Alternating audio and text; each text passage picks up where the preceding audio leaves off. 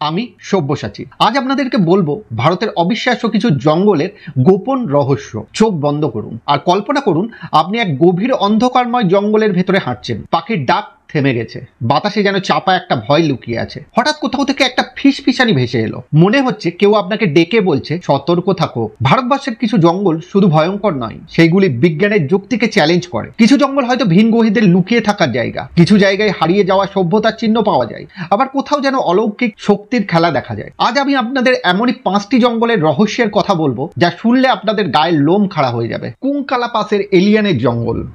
লাদাখের এক নির্জন অঞ্চলে রাতের আকাশে অদ্ভুত উজ্জ্বল আলো দেখা যায়। স্থানীয়রা বলেন ওগুলি ভিনগ্রহীদের যান। ভারতীয় সেনারা নিজেরাই নাকি সেখানে একাধিকবার এমন ঘটনার সাক্ষী হয়েছেন। কেউ কেউ বলেন রাতের বেলায় এখানে অদ্ভুত শব্দ শোনা যায়, হালকা ধাতব শব্দ, যেন আকাশ থেকে কিছু নাবজে বা উড়ছে। কিছু গবেষক মনে করেন এটি ভূচম্বকীয় শক্তির কেন্দ্র হতে পারে, কিন্তু কেউ নিশ্চিতভাবে জানে না আসলে এখানে কি ঘটেছে। সাতপুরা জাতীয় উদ্যানের হারিয়ে যাওয়া শহর, মধ্যপ্রদেশ।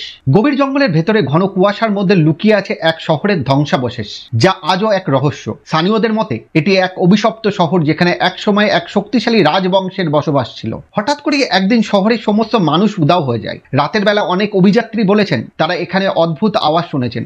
মাটির নিচে যেন কেউ হেঁটে চলেছে, বাতাসে ভেসে আসে কেমন যেন চাপা কান্নার শব্দ। গবেষকরা বলেন হয়তো এটি কোনো প্রাচীন উপজাতির শহর ছিল, তবে কিভাবে এটি ধ্বংস হলো বা পরিত্যক্ত হয়ে গেল সেই উত্তর আজও অধারা। সুন্দরবনের মানবভক্ষী বাঘ ও বনবিবির অলৌকিক শক্তি, ওয়েস্ট বেঙ্গল অ্যান্ড বাংলাদেশ। সুন্দরবনের জঙ্গলে গেলে আপনার মনে হবে এখানে আপনি একা নন, এক অদৃশ্য শক্তি আপনাকে অনুসরণ করছে।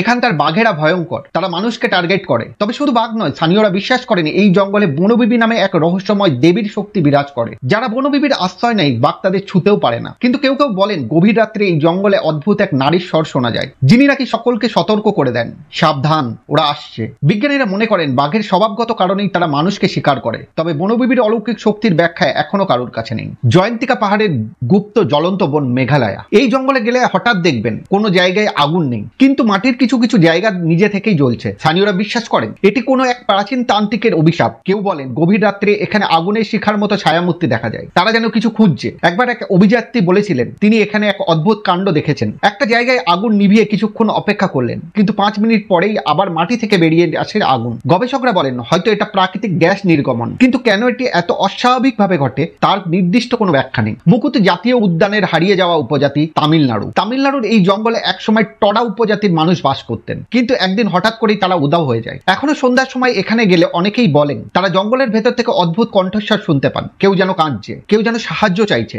একজন পর্যটক একবার বলেছিলেন তিনি জঙ্গলের গভীরে এক পুরনো পাথরের ঘর দেখতে পেয়েছিলেন, কিন্তু যখন তিনি সেই জায়গায় ফিরে আসেন তখন ঘরটি আর খুঁজে পাননি। কেউ বলেন হয়তো উপজাতিরা অন্য অঞ্চলে চলে গেছে। তবে এত বিশাল সংখ্যক মানুষের একসঙ্গে হারিয়ে যাওয়ার ব্যাখ্যা আজও অজানা। এই জঙ্গলের রহস্যগুলি আজও অমীমাংসিত। কেউ বলে এসব অলৌকিক ঘটনা, কেউ বলে বিজ্ঞানের বাইরে থাকা কিছু শক্তির খেলা। কিন্তু একটি ব্যাপার নিশ্চিত, এগুলি শুধুই গল্প নয়, এগুলি এমন কিছু ঘটনা যা সত্যিই ঘটেছে। তাহলে বলুন আপনি কি একদিন এই জঙ্গলে যেতে সাহস করবেন?